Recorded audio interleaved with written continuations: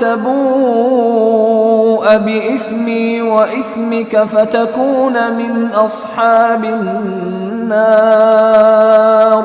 وذلك جزاء الظالمین۔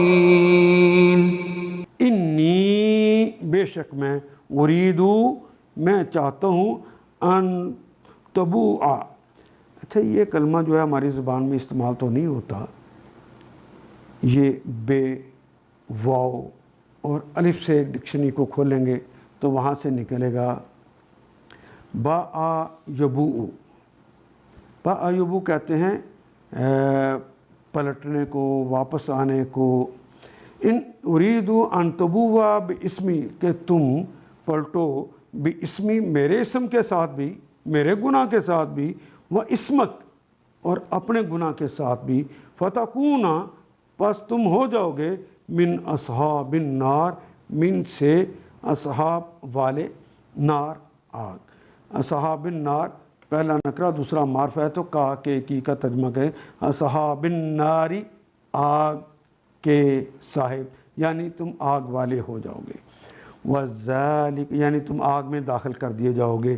وذالک اور وہ ہے جزاء الظالمین، یہ ہے جزا، بدلہ، معاوضہ، صلہ ظالمین، ظالموں کا۔ جزاء الظالمین یہ ہے جزا ظالموں کے لیے۔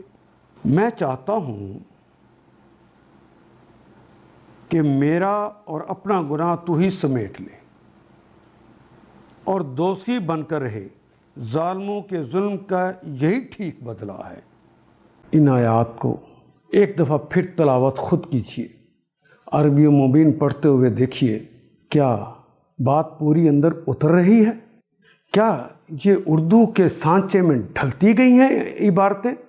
اگر بات سمجھ آنی شروع ہو گئی تو الحمدللہ یہی ہمارا ہدف ہے اور یہ ہدف پورا ہو گیا۔ اللہ میرا اور آپ کا حامی و ناصر۔